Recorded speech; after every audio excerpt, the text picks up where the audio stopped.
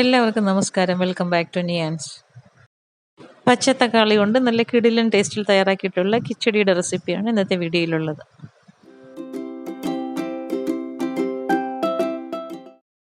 ഇത് തയ്യാറാക്കുന്നതിന് വേണ്ടി 4 പച്ചത്തക്കാളി എടുക്കുന്നുണ്ട്.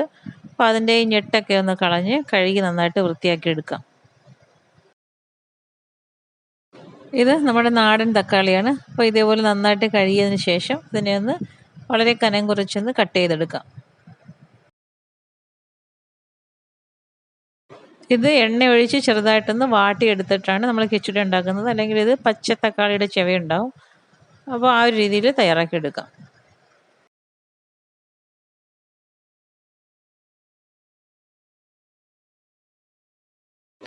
ഈ ഒരു രീതിയിൽ ആ 4 തക്കാളി നമുക്ക് കട്ട് ചെയ്തെടുക്കാം.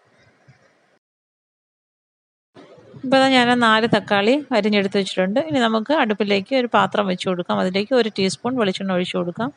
എന്നിട്ട് അരിഞ്ഞു വെച്ചിരിക്കുന്ന തക്കാളി അതിലേക്ക് ഇട്ട് കൊടുക്കാം. ആവശ്യത്തിനുള്ള ഉപ്പും കൂടി ചേർത്ത് കൊടുത്ത് ചെറുതായിട്ടൊന്ന് വാട്ടിയെടുക്കാം. ഉപ്പ് ചേർത്ത് കൊടുത്തൊന്ന് മിക്സ് ചെയ്തതിന് ശേഷം ഫ്ലെയിം നന്നായിട്ട് സിമ്മിലാക്കിയിട്ട് അടച്ചു വെച്ച് ചെറുതായിട്ടൊന്ന് വാട്ടിയെടുക്കാം. ഇപ്പോൾ തക്കാളി നന്നായിട്ടൊന്ന് വാടി വന്നിട്ടുണ്ട്. ഈ ഒരു സമയമാകുമ്പോഴേക്കും ഫ്ലെയിം ഓഫ് ചെയ്ത് അടുപ്പിൽ നിന്ന് മാറ്റാം. അടുപ്പിൽ നിന്ന് മാറ്റിയതിന് ശേഷം നന്നായിട്ടൊന്ന് തണുപ്പിച്ചെടുക്കാം. ഇനി കിച്ചടിക്ക് വേണ്ടി അരപ്പ് തയ്യാറാക്കാം. അതിനുവേണ്ടി അരക്കപ്പ് തേങ്ങ ചിരകിയത് മിക്സിയുടെ ജാറിലേക്ക് ഇട്ട് കൊടുക്കാം. അതിലേക്ക് 1/4 ടീസ്പൂൺ കടുകും 1/4 ടീസ്പൂൺ ജീരകവും 1 പച്ചമുളകും 4 ചുവന്നുള്ളിയും ഇട്ട് കൊടുക്കാം. പിന്നീട് അതിലേക്ക് കുറച്ച് വെള്ളം കൂടി ഒഴിച്ചെടുത്ത് നന്നായിട്ടൊന്ന് അരച്ചെടുക്കാം. ഈ ഒരു രീതിയിൽ അരച്ചെടുത്തിട്ടുണ്ട്. ഇനി നമുക്കതൊരു പാത്രത്തിലേക്ക് മാറ്റി കൊടുക്കാം. അരച്ചു വെച്ച അരപ്പ് ഒരു പാത്രത്തിലേക്ക് മാറ്റി കൊടുത്തതിന് ശേഷം അതിലേക്ക് 3 ടേബിൾ സ്പൂൺ തൈര് ചേർത്ത് കൊടുക്കാം. തൈര് ഒരുപാട് പുളിയില്ലാത്തത് വേണം ചേർത്ത് കൊടുക്കാൻ. എന്നിട്ട് അതിലേക്ക് കിച്ചടിക്ക് ആവശ്യമുള്ള ഉപ്പും കൂടി ചേർത്ത് കൊടുക്കാം. പിന്നീട് വേവിച്ച് വെച്ചിരിക്കുന്ന തക്കാളി ഇതിലേക്ക് ഇട്ട് കൊടുത്ത് നല്ലതുപോലെ ഒന്ന് മിക്സ് ചെയ്ത് കൊടുക്കാം. കിച്ചടിക്ക് നല്ല പുളി വേണമെന്നുള്ളവർ നല്ല പുളിയുള്ള തൈര് ചേർത്ത് കൊടുത്തോളൂ. ഇത് അധികം പുളിയില്ലാത്ത തൈരാണ് ഞാൻ ചേർത്ത് കൊടുത്തിരിക്കുന്നത്. ഇനി എല്ലാം കൂടി നല്ലതുപോലെ ഈ രീതിയിലൊന്ന് മിക്സ് ചെയ്തെടുക്കാം.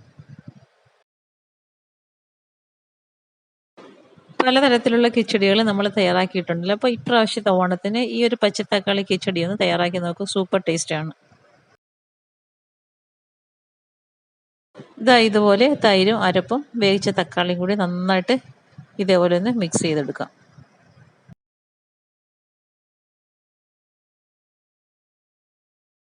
ഇനി ഇതിലേക്കൊന്ന് താളിച്ചൊഴിക്കണം. അതിനുവേണ്ടി വെളിച്ചെണ്ണ ചൂടാകുമ്പോൾ അതിലേക്ക് കടുകും വറ്റൽമുളകും കറിവേപ്പിലയും കൂടി ഇട്ട് കൊടുത്ത് നന്നായി മൂപ്പിച്ച് ഇതിലേക്ക് ഒഴിച്ചു കൊടുക്കാം.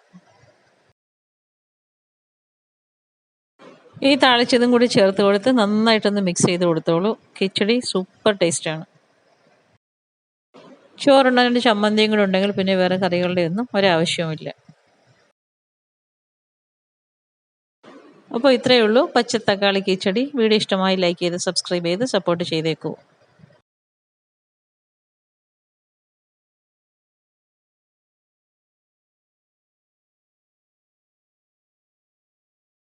വീണ്ടും അടുത്ത വീഡിയോയിൽ കാണുന്നത് വരെ ബൈ ഫ്രം നിയാൻസ്. Thanks for watching.